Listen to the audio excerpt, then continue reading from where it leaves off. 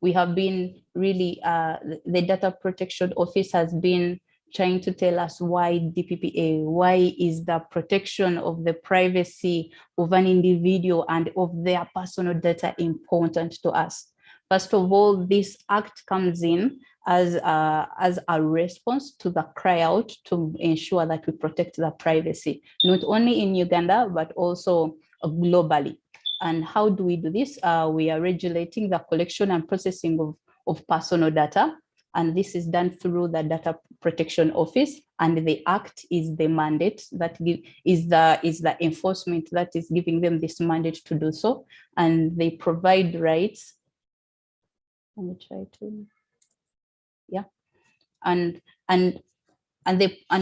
for this act, it also provides rights for the person whose data is being collected. And then this particular act is also giving the obligation of data collectors, processors, controllers, to ensure that if you collect this data, you have an obligation to fulfill by making sure it is kept private, by making sure you are protecting it. Now that's where we come in. If we, the data collectors, the data processors and controllers, most especially currently we are looking at organizations who are collecting staff or employee data, who are collecting client and customer data, who are there processing this data to really understand what this data is all about they are collecting, and also to adhere to regulations of KYC, but also further to make decisions to move their businesses further from the data they are collecting. So as obligated to make sure that you maintain or protect the privacy of this data, and also you maintain the privacy of this individual whose data you have collected, there is always a first step. And when we come to the first step is always starting with what are your governance controls? I can call them controls. What is your governance around data you're protecting? What is your governance about the data you are collecting?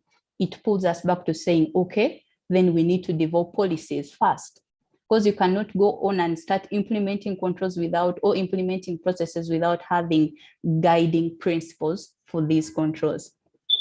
And then somebody can still ask, now what is a policy to say? I was reading more in preparation of this webinar, and I came across a simple statement, what a policy is, a high-level statement of management. And here we are talking about organizational management intent that formally establishes requirements to guide decisions and also achieve rational outcomes. Now here we it's generally for any policy, we'll call it procurement policy, call it your customer management policy, call it your, how do we call it, leave policy. It is that statement showing management intent to formally establish certain requirements to guide decisions, to guide processes, so that we achieve a desired outcome. And in most cases, from the risk-based perspective, also to reduce risk of an unwanted event. That is why we develop policies. The two key reasons which are going to drive us to how we are developing our policy today is, first, why we develop policies, identify anomalies. Now, when we already have a certain way or a certain defined way we should do things, and then one of the staff does it another way, it is easier to identify that, hey, there is a mistake that has been done. For example, if we know that before an employee takes leave, they should fill it in the system and it should be approved, and then somebody can go for leave. Now, when an employee takes leave without telling anybody, that is why somebody can say, hey, they've absconded from duty. They haven't told anyone. You can easily identify that anomaly. Why is Christian missing from work? Have they put in leave, or is their leave approved? No. Then you can easily identify, oh, we have a problem here. This employee has absconded from duty. Why have you easily identified that? Because you have a policy guiding on how leave management should be done. And then also, on the other hand, it helps your employees organize themselves and behave in certain ways. Before you know it, you are building a stronger organizational culture. And also, because you have a uniform way of doing things, your employees are held accountable for whatever thing they do. Now, in this case, for whatever action or whatever way they are handling personal data. Then number two, which is also critical to us today, is also we develop these policies to achieve compliance objectives. Now, compliance in our particular nature is the fact that we have Data Protection and Privacy Act regulations, which we should comply with. And then we should ensure that after complying with these regulations, we are at par with the office and we are speaking the same language with the office. In case we as an organization are found not to be compliant to these objectives, there are penalties attached. And usually, actually, most organizations may not fear penalties, but they may fear the reputation of the policy, of the outcome of being non-compliant, because no one wants to give their data to an organization which is not compliant to these privacy regulations. And then before you know it, the Data Privacy Office has published you as non-compliant. And then there is a high risk of somebody's data being shared out there. So after understanding why we need to develop these policies, we are coming to the gist of why we are here this morning. I'm going to take us through guiding principles on how to develop this policy. As you go on, you will understand that this is general for all policies, but we are going to mainly reach somewhere where it is mainly going to try to be customized or biased to our privacy policy. Number one, you're not going to come out from the blue and then start saying, okay, they've told me to write a policy. What should I write? Okay, these are the statements. This is what we should do. And then you say, you guys, all the employees, this is our policy. There are some things you should literally follow. If you're the data protection officer, or if you're the compliance officer supporting this, if you're the risk officer or the security personnel assigned this task of developing the data protection and privacy policy, we have some things we have to do. One, please let us understand the information flow of our organization. Information flow means that this is how we collect data, whatever data it is, and this is where it goes for processing, and these are the people handling the processing, and this is where it is stored, and when it is stored here, employee A, B, C, D, E is having access to this information. Let us understand where our information comes in from and where it is leaving us and how it is stored. For how long is it stored? Yeah, what works for a bank A may not work for bank B. That's why understanding of how your information is flowing is important. Key resources to help you understand: one, get your information asset inventory. Information asset inventory will tell you the information asset, where it is kept, who is the owner of maybe that server, where that server is located. And also, if it is located outside Uganda, you take note of that. And where it's located in Uganda, you take note of that, and who has access to this information. The organization information asset inventory will be number one priority. Then number two, if you have done privacy impact assessments, then the results therein will help you. First of all, they will help you to know what type of information you're collecting there. And then from that information, you will be able to sieve out the data, the personal data we are talking about today. A keynote, we find that we don't want to over, how do we call it? Over restrict the usage of data within our organization without understanding personal data. Personal data is as defined in the DPPA Act 2019. Do not try to expand things and choke your organization. That is why your privacy impact assessment results will help. Number two, let us try to understand the regulatory requirements. In this case, we are Uganda. Most of us are owning companies which are based in Uganda, which are local. Let us say that, which are local. Mainly, according to to protection of personal data, our best law or regulation is the PPA 2019 Act and then its regulations.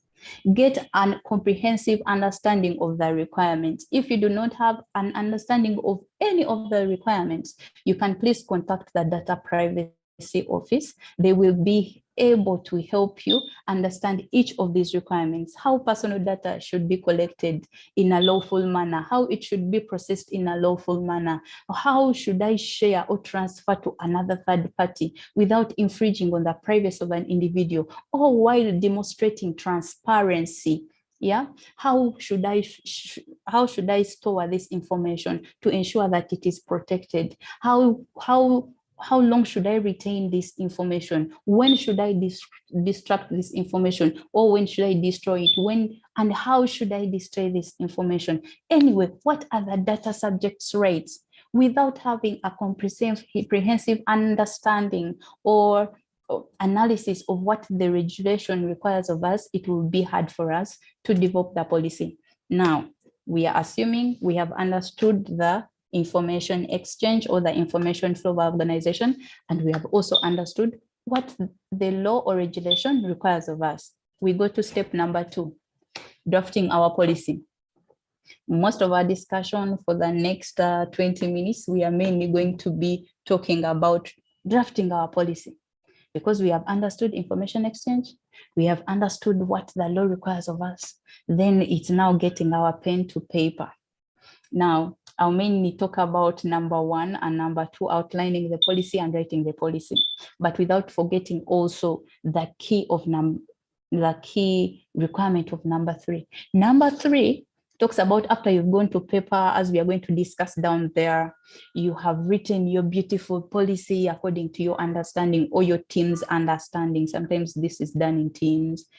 Please disseminate or share this draft policy with other teams, with other members of the organization. If you are from the risk department and you're the one who is responsible for documenting this policy, share this with legal, share it with compliance teams, share it with information security teams. You can even go ahead and share it with the customer management teams for peer review, first of all, and also to ensure that you have captured the requirements fully.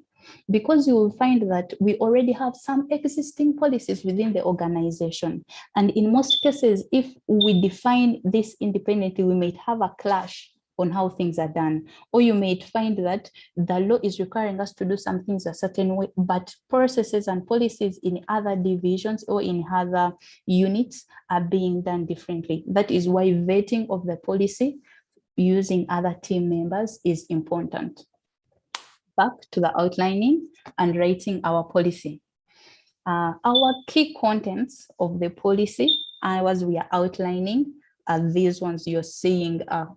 From my side, it's on my left now. I don't know how it is on your side. We are going to go through them one by one to understand why they should be there and to also further understand what should be involved in there.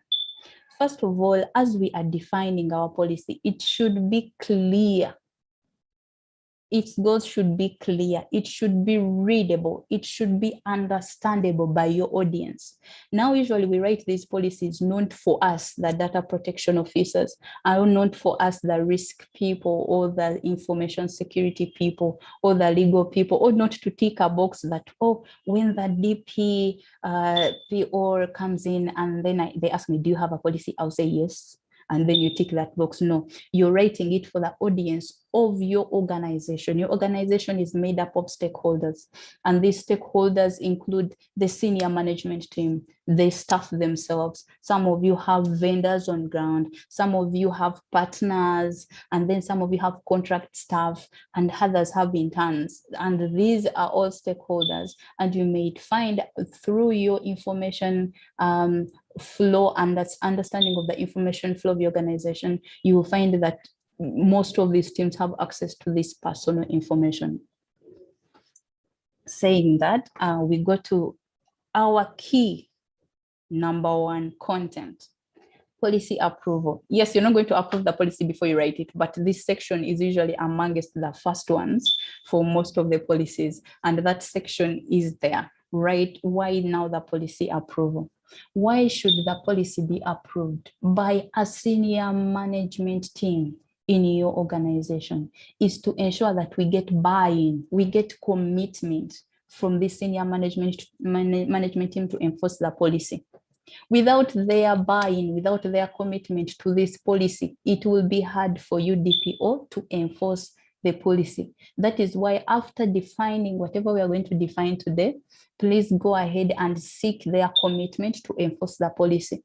Because as we are going to sit down there are some actions that will require enforcement, that will require the senior management team to come on board and say, hey, please, we have to do this, or let it actually be a KPI, or we need to change our culture from a certain way to another way. Then also we have to look at the document history, was also within the approval level. You might find that as we speak of today, you have already a policy in place, but after what we are going to discuss today, you will say, oh, there is a need to update my policy, and then you schedule it for Q1 next year. Make sure that you don't just discard the current policy. It's good for a reader and your audience to know that, okay, we had version 1 in 2022, and then version 2 came in 2023. And these are the details that of the changes. And why did they change? This is the source. Maybe compliance to DPPA. That's one, that's about approval. Then content number 2, we have to define what abbreviations mean and what key terminologies mean as per the policy. I would suggest, or I would highly recommend, if I had that mandate, but I would really suggest that as you're defining these key terminologies, let us buy from the DPPA. Because DPPA has defined what personal data is in the context of Uganda, who a minor is in the context of Uganda, what consent means in the context of Uganda. Because you might find in most cases, we are giving implied consent, yeah, but it's not explicit. And what consent does the law talk about? So it's easier. These are examples of the key terminologies as you might be defining in your policy. It will be easier for you to align your definitions and your abbreviations with the policy, with the Act, DPPA Act. Then section number 3 is the introduction. Now, why do we need an introduction? In most cases, you can choose to skip this out, but an introduction to your reader, to your audience, is trying to give them this brief about your policy, and also telling them this is how our organization or our bank or our legal fraternity team or our maybe our NGO is handling organizational data. And also, we also note with the organization of the data, we also collect and process personal information. And according to DPPA, we are called, or we are obligated as data controllers to protect the privacy of this information.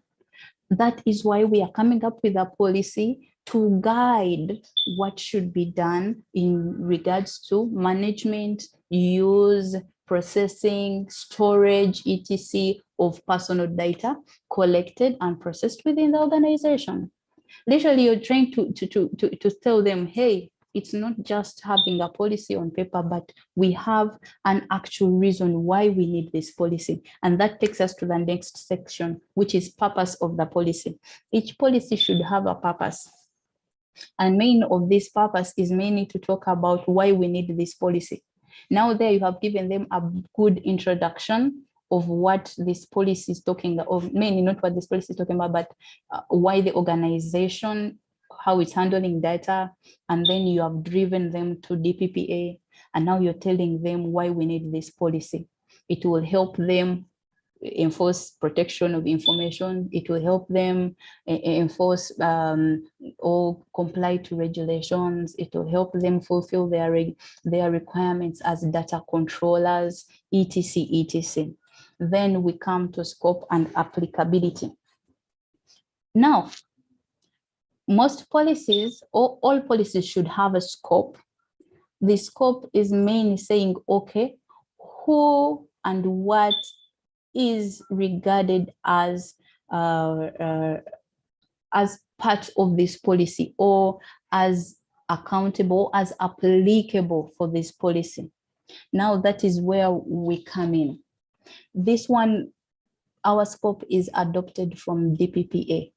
First, it should cover data protection, records management, information security, and then of the data, of the personal data we collect. But it's also applicable to stakeholders within the organization. And then you're going to be able to write down the stakeholders that are applicable or that are in scope for this policy. Then you're going to talk about employees. If you have third-party partners, you're going to talk about them. If they are not applicable, then please do not use it. If the directors are also applicable, you're going to talk about them. If also the interns, you don't term them to be employees, you're going to talk about them and saying, okay, these are the stakeholders that are accountable or that this policy applies to. Then what information? We all know that we are talking about personal data. So you should talk about the personal data collected by organization ABCD, the personal data collected, stored. Actually, you might find that for you, your job is just to store information, personal data. So you do not need to go ahead and disturb yourself with the collection of this data. Somebody collects the data for you, another party collects the data for you, and your job is just to store this personal data. So what applies to you, or what is in scope for you, is storage of the personal data that comes to you. Then, as we have seen in our information assets inventory, most of this data is not stored in, okay, or not all data is not stored anywhere. It's stored in assets. That's what I would call them, like servers. Even when it's stored in the cloud means that somewhere, but it's still in a hardware somewhere. So systems are used to process and store this data are in scope for you if you are processing data. Now, this policy hierarchy is the next key content. This may not apply to all organizations, but let me explain it like this. There are two ways. There are two ways it can be required by your organization. One, currently we know that most of organizations have policies. Maybe you have a data retention policy, you have information security policy, you have a data governance policy, and now you are defining a more specific policy, which is to personal data collected and used by organization. Now, in this policy hierarchy, it is a section where you have to write down which policy takes precedence in areas where maybe there is a conflict between the policies. For example, your retention policy might have assets the organization needs to retain personal data. And also, as per the regulations for where you subscribe to, if you are a bank, you have regulations by BOU to ensure that transaction data is stored for 10 years.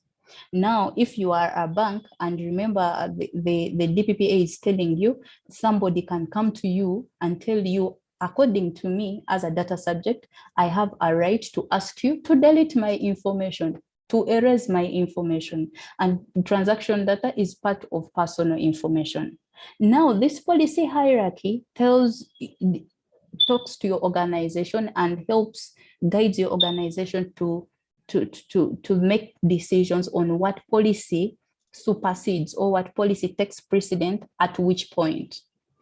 Now, like the example I've given for retention, the data privacy policy is telling us these people have a right to erasure, though there are also conditions on when we should erase. So somebody comes and tells you, please, I want you to erase all my personal information I have with you. That is their request. And according to Bank of Uganda, you as a bank, you're supposed to keep this transaction data for 10 years. Now you, as you're defining this policy, you should be able to advise and And also, this policy should be able to help the organization make a decision on which one takes precedence. That's why review with the legal team, with your compliance teams is important.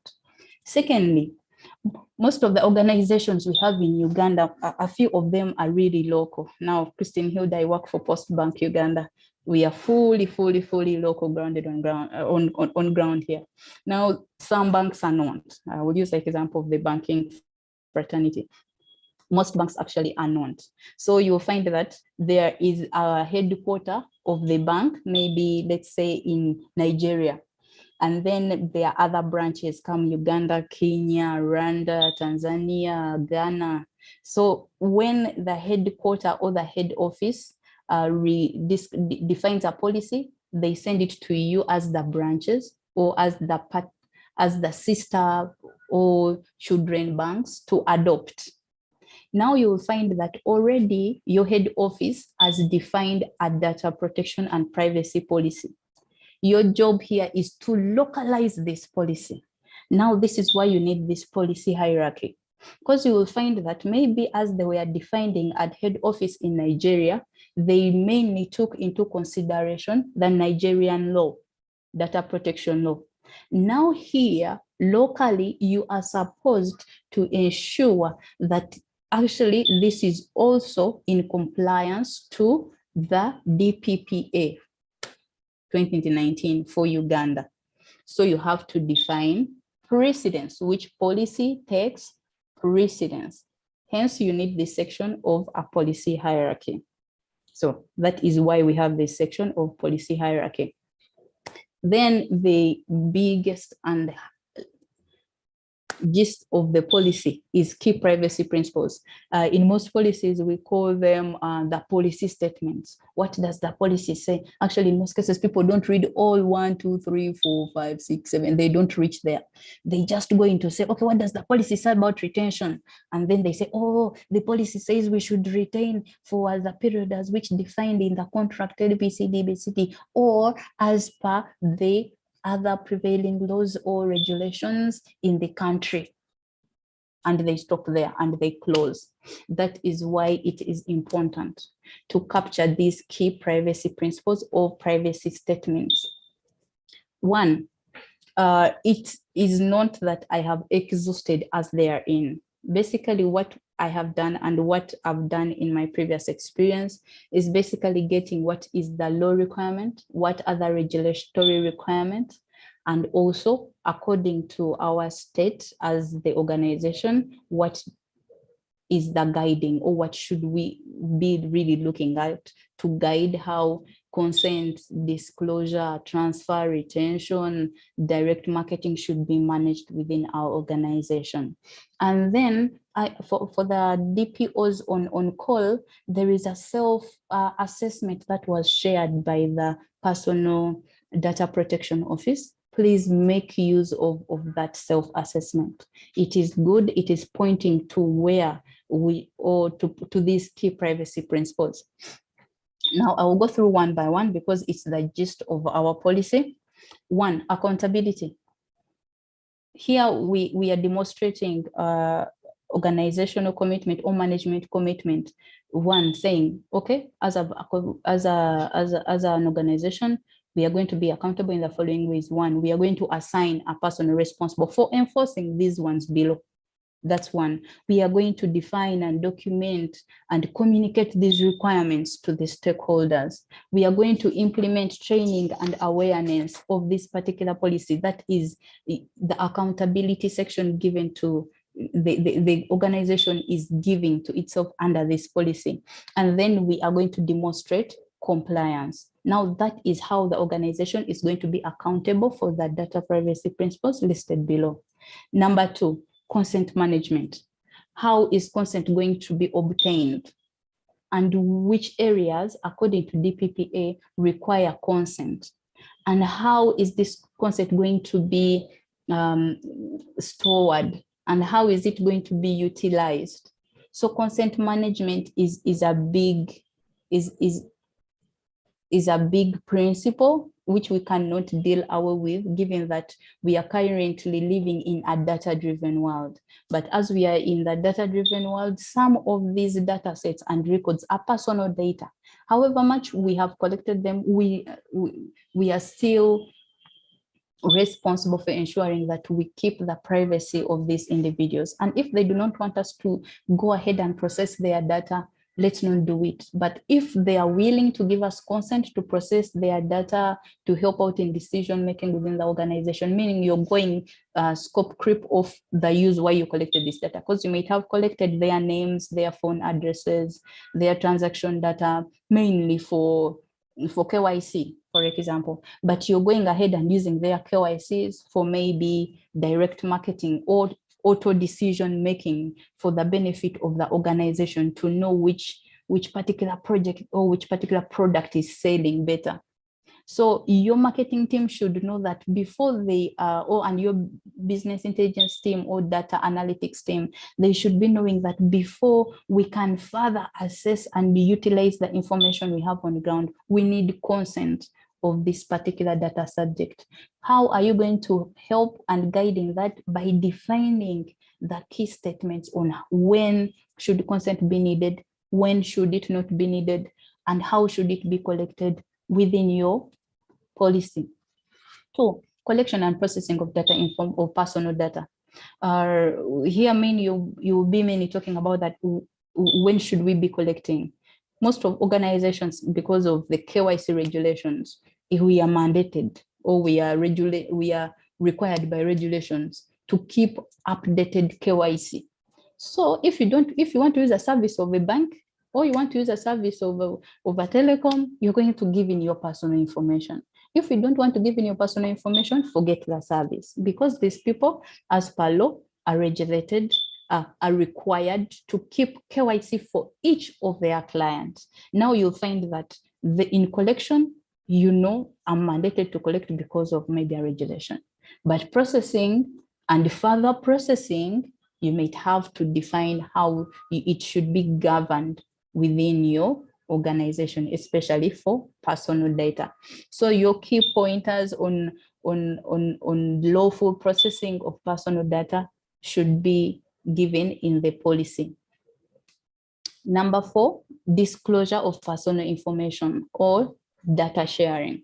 Okay, disclosure can first of all come in one way. Data like in many ways. The first easier way is somebody calling you and asking you information about a particular person, whether it is for security reasons, whether it is for their personal benefit. You should be able to guide your staff on when they should disclose and when they shouldn't. And if they are to disclose, who should they go through to get approval of disclosure? Because as supported or as defined in the DPPA, for security reasons, the security personnel of the country can say, please give me information about this and this particular person, because it's a matter of national security.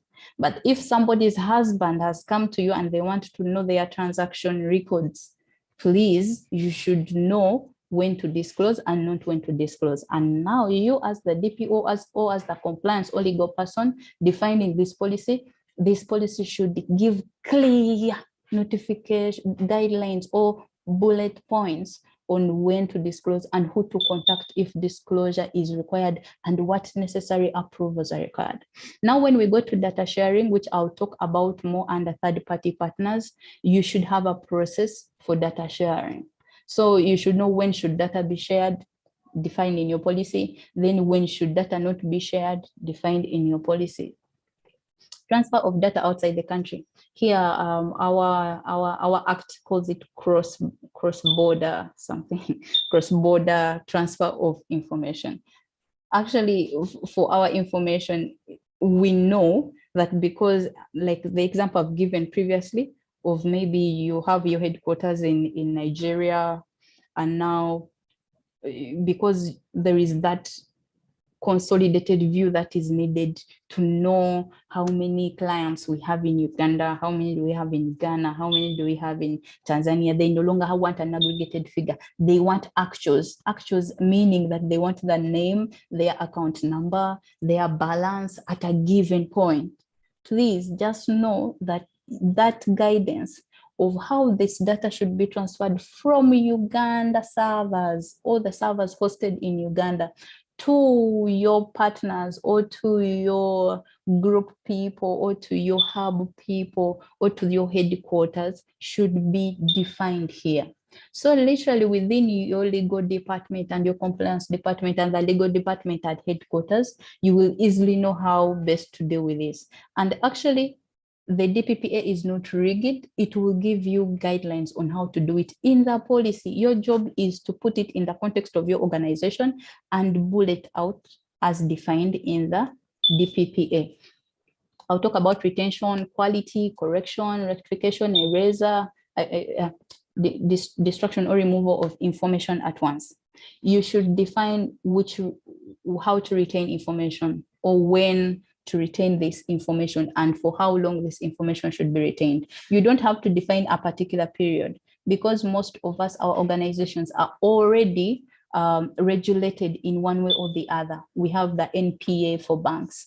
We have those transaction and financial clauses and regulation for banks, which we should adhere to. We already have the AML Act. I don't know for other institutions, maybe also those ones of UCC already have their UCC requirements on retention. So as you are defining these retention requirements as defined in DPPA, which is really non-rigged, it should also buy in from the other regulations that your organization is subscribed to.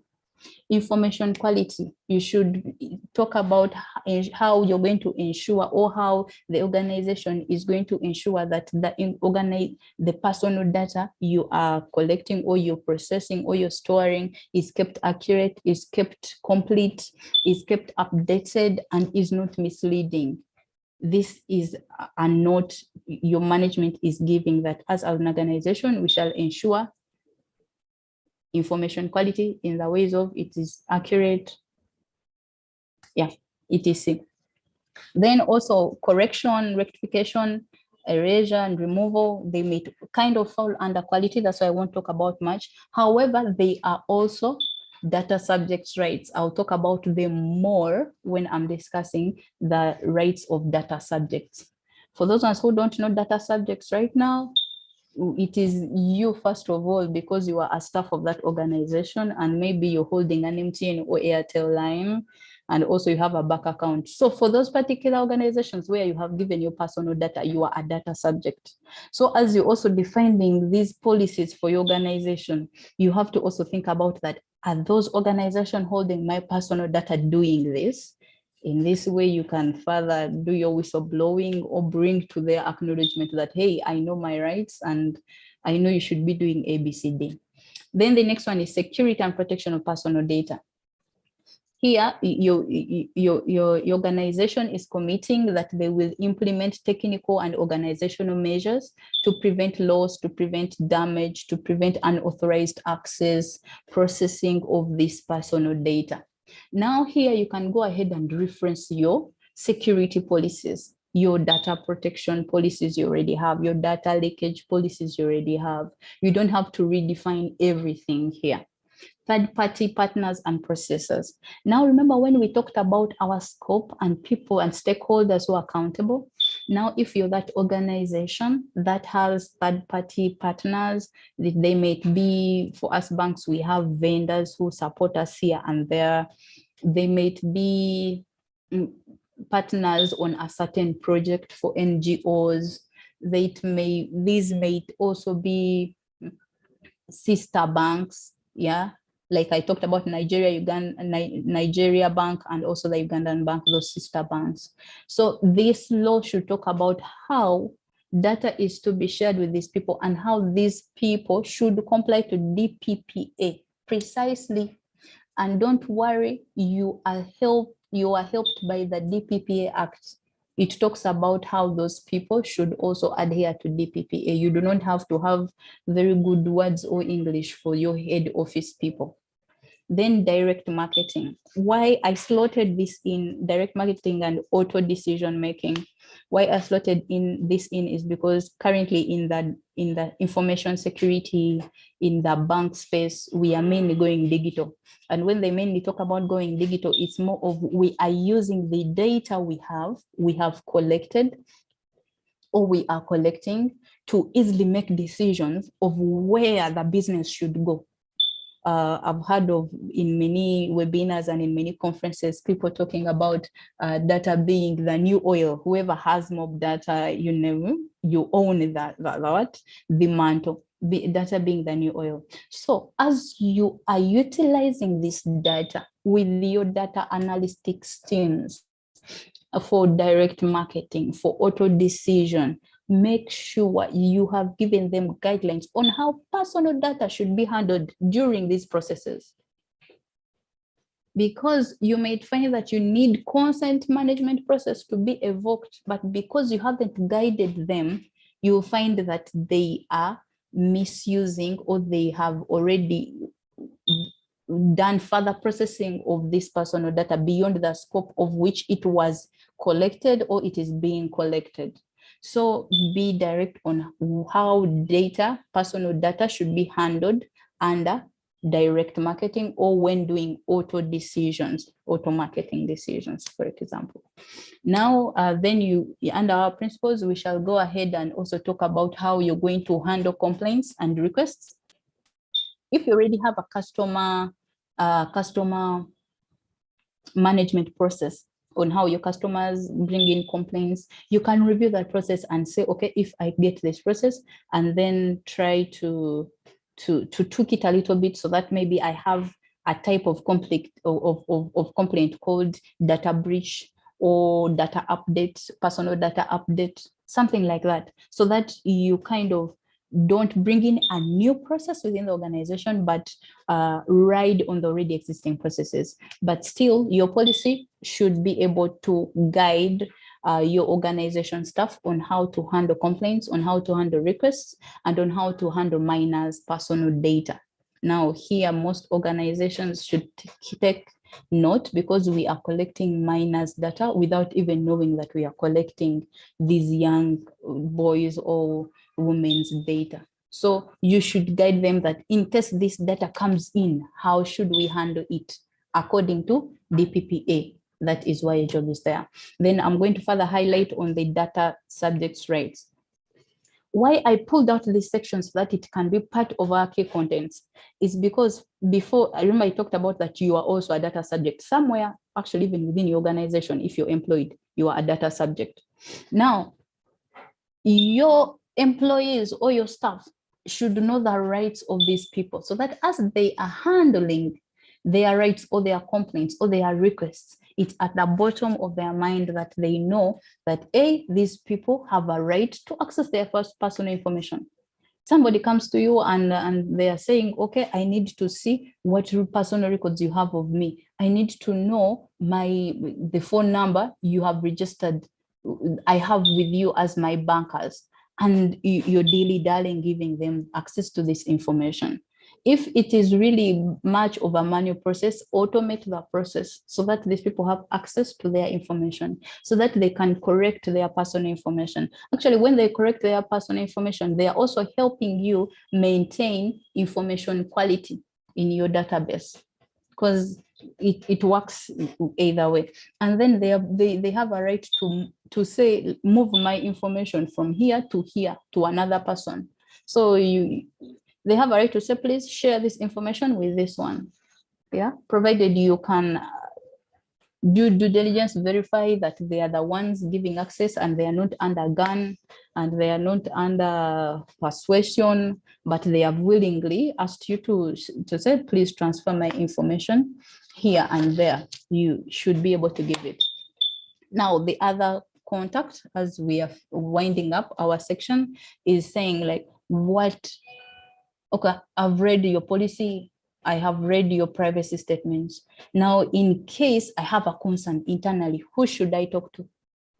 please put your contacts as a DPO or that sections that is dealing with data protection within your organization, so that your organization, as they're reading, your staff, as they're reading this policy, they know who to contact to for further information and also to raise a query of personal data management.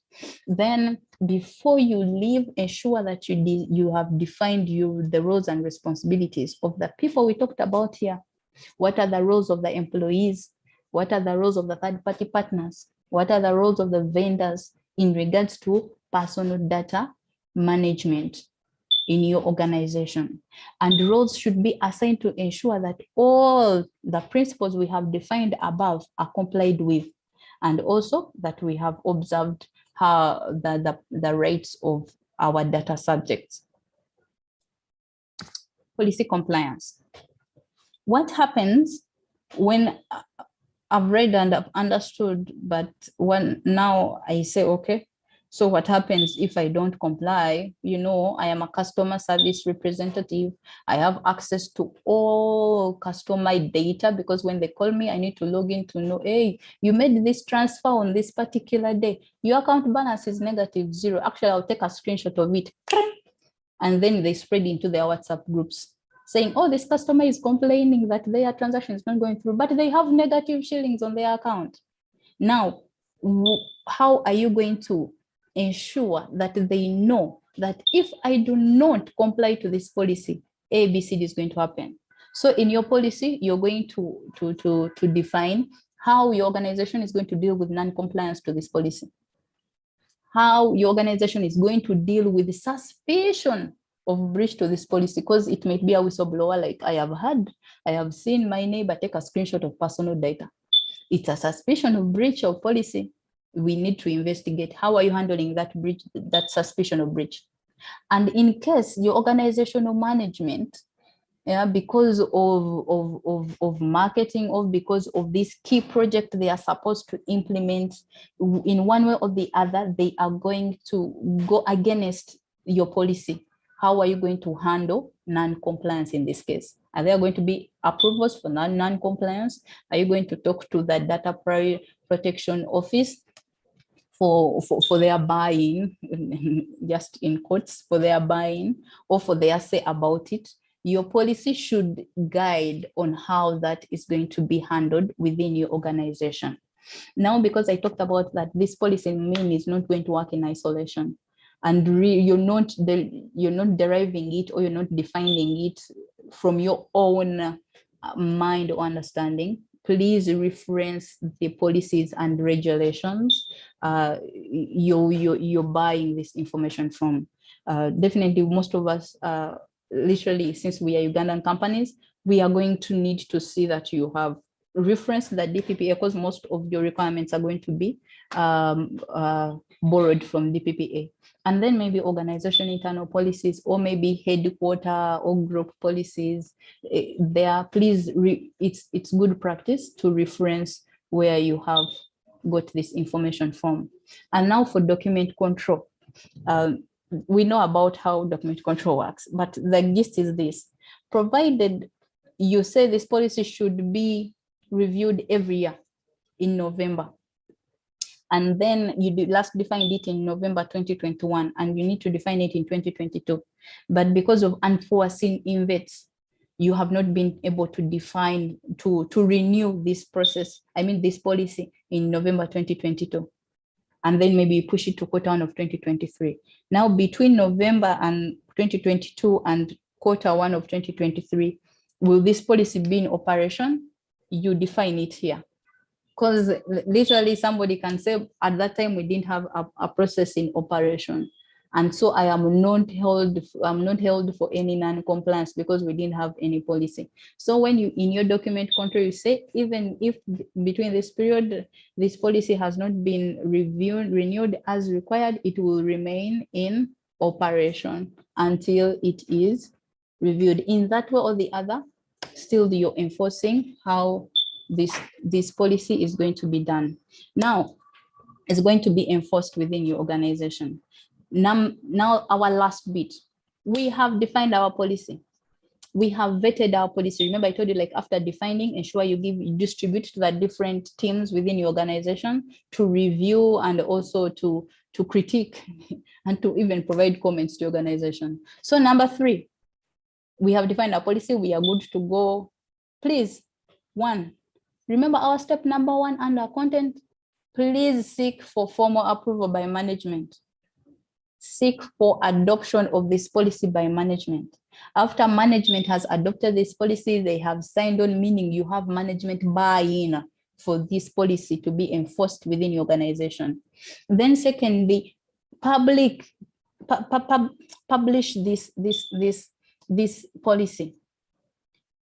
Publishing doesn't mean put on your website. It may not make sense for everybody, but using emails, tell your people in a summary form that, okay, we have now this new policy defined because of this law, and because we are handling personal data, including ABCD, we should adhere to this. These are your roles as employees. These are the rights of data subjects. In case of any additional information, please find the detailed policy, maybe on SharePoint or on your network drive, wherever your organization is keeping those policies. Just don't try to divert from the norm of your organization. And then in case of further detail, please contact the DPO. Please put your contact. Don't be ashamed. You're the DPO of that organization.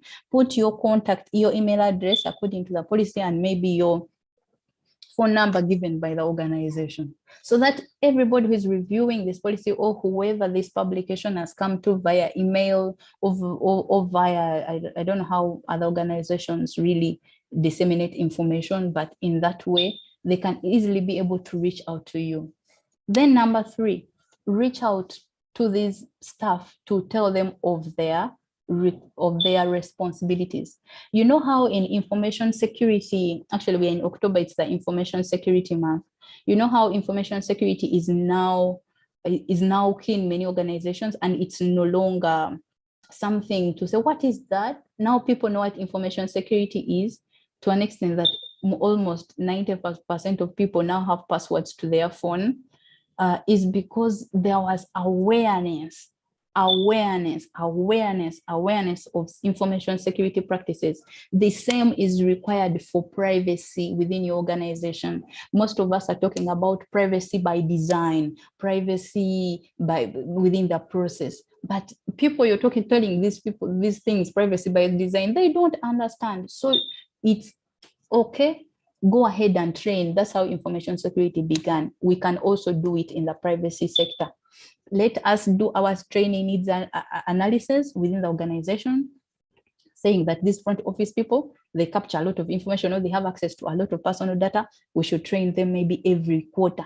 And then these particular people, they rarely, maybe these ones annually. Then directors, really, maybe for them, let's give them every quarter within the director meetings, so that you chip in one thing at a time, so that as you're saying privacy by design in your solutions or technical solutions or your processes, they are also understanding it bit by bit. So outreach and training is key to ensure that this policy is enforced well, because you're going to define it so beautifully. It's a shaming for you to have a very beautiful policy and then you get internal breaches of personal data. And then literally the data protection office will be asking you, Naira, literally our DPO, you have a very good policy. What happened in enforcement?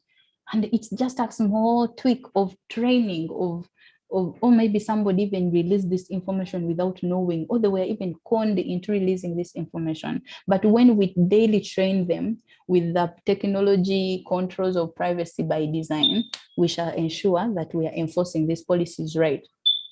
Then on an ongoing basis, we have to evaluate and monitor ourselves, especially with compliance to the regulations. This is where I call upon our DPOs, those ones who haven't done the self-assessment shared by our data privacy, personal data protection office, to actually do the same.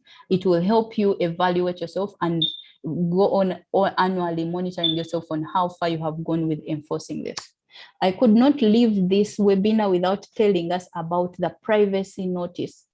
Now, the data protection and privacy policy is an internal policy for your internal staff.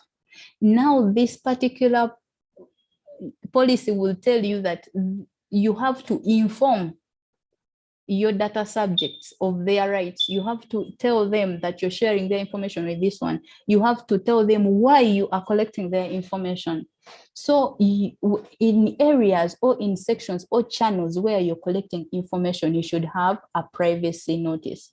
If you're collecting them during bank account registration, that data privacy notice should be there. If you're collecting it on your website during recruitment, somebody they're applying on your website, the data privacy notice should be there. So what is entailed in the data privacy notice? Literally, you're telling them, this is how your organization is collecting and is using the personal information you're giving to us.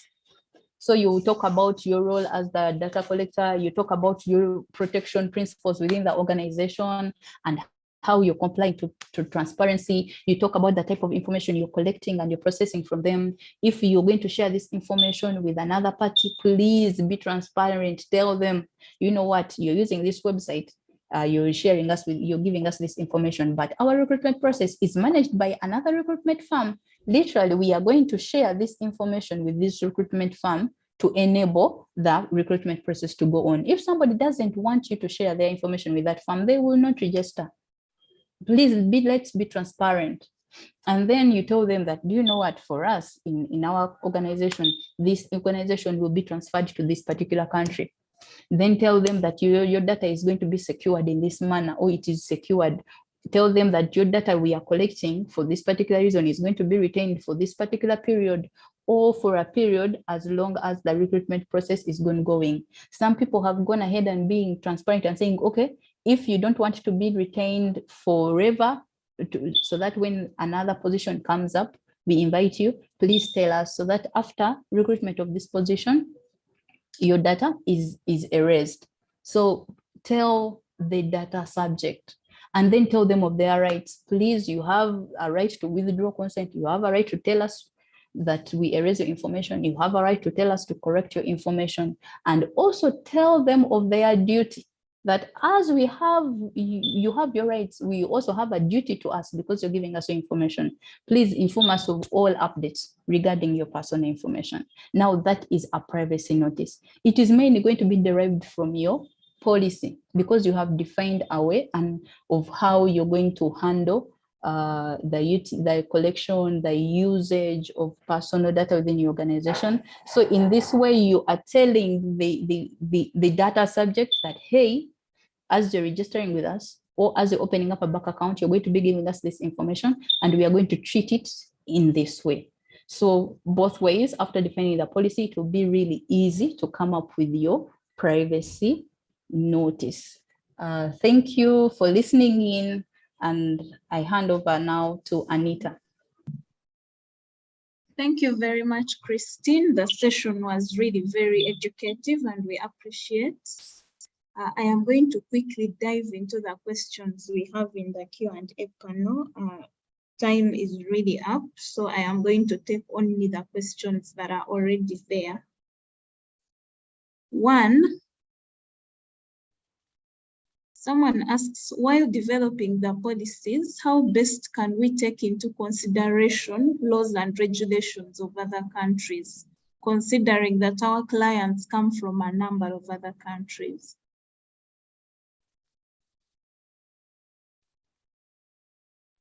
Christine, can I read all questions, or you would like to take one by one?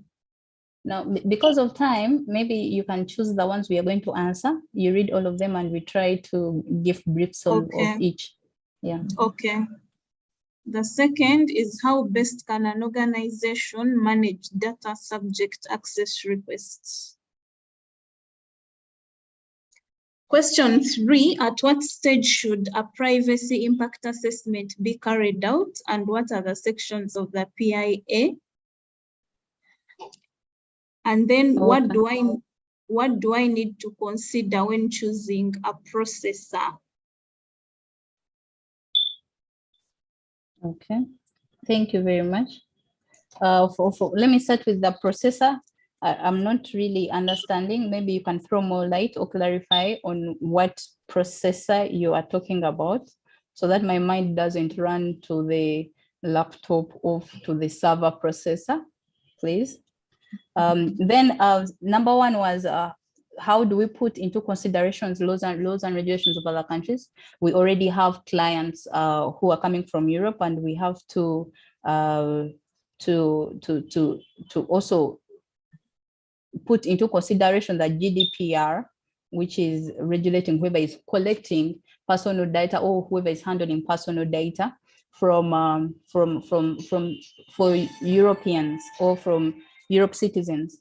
Actually, the good thing is when you look at the GDPR and also people, if you look at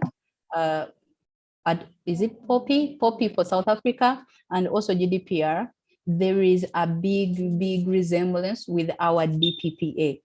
And remember when I talked about policy hierarchy, where you talk about which policy takes precedence at what particular area, that section will help you ensure that you put into consideration the laws of other countries if you are a multinational company or if you are an NGO, and also put into consideration the local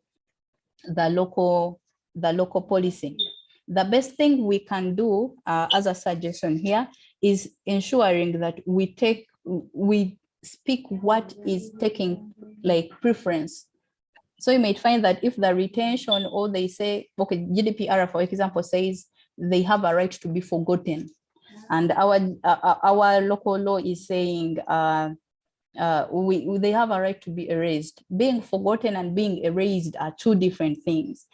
Forgetting somebody meaning you have to delete all transaction information you have ever had about that person, that even when you click into your database for their trace, it is not there. And then our law of erasure is basically we are erasing you, but we are not forgetting you. But remember, as we have these protection and privacy laws, we also have other regulatory requirements. So that's why I'm saying, after you understanding your regulatory ecosystem or your regulatory, call it like compliance, your regulatory universe, it will be easier for you to define what takes precedence in your policy hierarchy, because you will need also to comply if you really have to comply to other laws of other countries. Then how best can we handle data subject to requests? Here, I tried to hint about it, saying like, if your organization already has a customer care management system, we already have customer care advisors or customer advisors, please let us ride on the existing processes. You will not tell management to invest a full lot of new people, yet we already have existing people or processes. Ride on these existing processes and tell them, okay, when you guys are handling calls or requests from customers, you may have maybe update my account, or I can't access my account.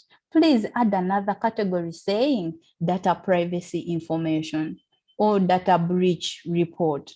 So when the customer calls your customer landline number, the same one, they can easily be able to use that same channel to report a breach, to report an update, and your customer advisors should be able to know where to channel this request.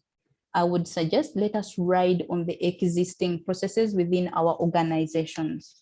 And then how should we do a privacy impact assessment, and when should it be done? Last year, no, it was early this year, the Personal Data Protection Office held a webinar on this. Please, you can go to YouTube, you put in Personal Data Protection Office, and then you look out for that webinar of privacy impact assessment.